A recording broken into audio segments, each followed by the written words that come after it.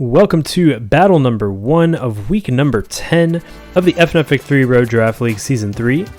This battle is going to be pitting Edgar's team, which is Canopy Black Egrets, versus Lionhug's team, which is Florida Flesh Ribbons. The Mega Pokemon available in this battle are Mega Houndoom and Mega Gyarados respectively. And then we also have Garchomp with Z Attack and Dragalge with Z Any respectively. This is the last battle of... this is the last week of the league.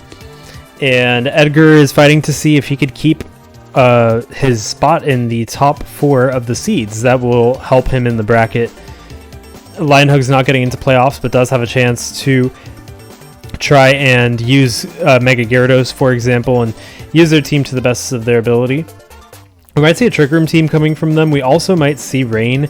I'm not sure if we will. Armaldo does excel in the Rain, and Gyarados can benefit from it. Coming from Edgar, we see some bulk. We actually see bulk on both sides. Edgar does have some bulk in Coffegregis and Ferrothorn, forming a really nice core. Nihilego, of course, being able to take some especially defensive hits.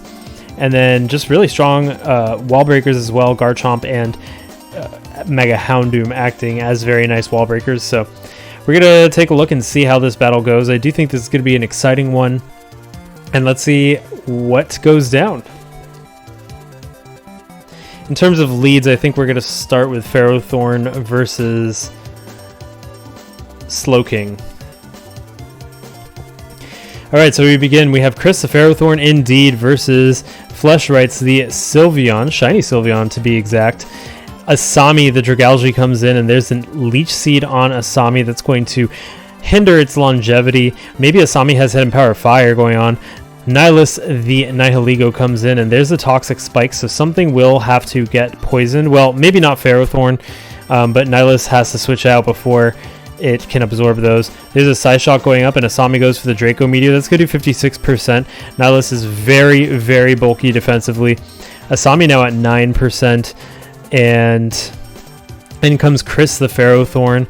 Asami switches out into Count Dooku the Doublade. Doublade doesn't really like going against Ferrothorn, but it looks like Accident the Coffegregis comes in to take on Doublade, who goes for that Swords Dance. Count Dooku now ready to go for a Shadow Claw. It looks like Shadow Sneak is a move it uses though, and not Shadow Claw. It's going to do 51% to Accident, who retaliates with a Will-O-Wisp. That burns it, effectively negating that Swords Dance boost, and Accident now at 25% and poisoned. There's a Pain Split coming from Accident. I thought we were going to see the Shadow Sneak actually, but the the Swords Dance up on Count Dooku again, so that's going to put it back up, its attack back up, and the Shadow Sneak is going to bring Accident down to 3%. With the poison damage, it'll go down. Count Dooku also at 3%, so both of these ghosts going down to status this turn.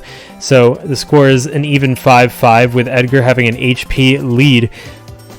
Nihilego comes in, absorbing those Toxic Spikes, and Fleshrights the Sylveon comes in. Not going to want to get hit by that Sludge Wave, but Chris switches in instead, and we have Sagi the Dark Clown switching in to face Chris.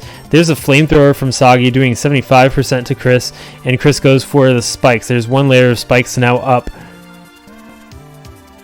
We might see Houndoom come in. Actually, Nova the Kabutops comes in, and there's a nasty plot from Sagi the Dark Clown. Nova at 100% going for the Stealth Rock, and Sagi goes for the Scald. That's going to activate Nova's Sash, but it does burn Nova, so Nova goes down, and the score is now 4-5 with Sagi the Dark Clown at 100% and 2-time special attack. Maurice the Mega Houndoom comes in, and it goes for that Mega Evolution. Goes for the Dark Pulse. That's going to bring Sagi down to 30%. Sagi can retaliate with the Scald, but it flinches. Very unfortunate for Lionhugs. That would have been a very key Pokemon taken out, so Sagi switches out, and in comes Fleshrights the Sylveon.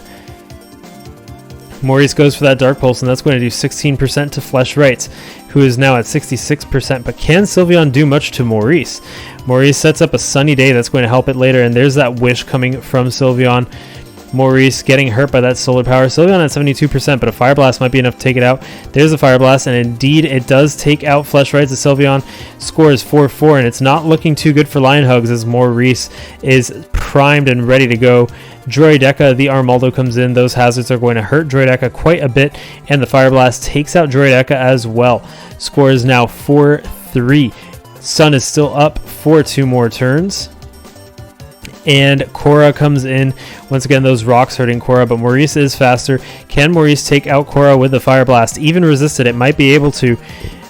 Oh, we don't need to figure out the answer to that question, actually, because a Solar Beam is enough to take down Korra. Score is now 4-2. Maurice slowly getting its HP chipped away, but Sagi the Dark Clown will not be able to take a Dark Pulse. And so Asami the Dragalge comes in. The score is 4-1. And indeed, it was Dark Pulse that Maurice decided to go for. Sunlight is now gone, and Sagi the Dark Clown comes in, but those hazards are going to put it in range of dying to Dark Pulse, and indeed, the Dark Pulse hits, taking out Sagi the Dark Clown, and the score is 4-0. And that is a victory for Edgar and the Canopy Black Egrets. Maurice showing how strong it can be, especially in the sun. Very unfortunate flinch on Slowking for Lion Hugs. I think that Scald probably would have taken out Maurice, and Slowking just seemed to have a generally good matchup after that happened. I think losing Count Dooku early too was also a big problem for them. Maybe Shadow Claw would have been able to take out Cough Egregious, but Cough Egregious did have Will-O-Wisp, so yeah, really interesting battle though. Pretty offensive considering how bulky these teams were, but that is the power of Mega Houndoom. And Edgar retains his spot in the top 4. We won't know exactly which position he's in till the end of the week, but really interesting stuff moving forward, so stay tuned for some more of the matches of week 10. And until then, this is Noel from Hypno's Slumber Party, and I'll see you for those other matches.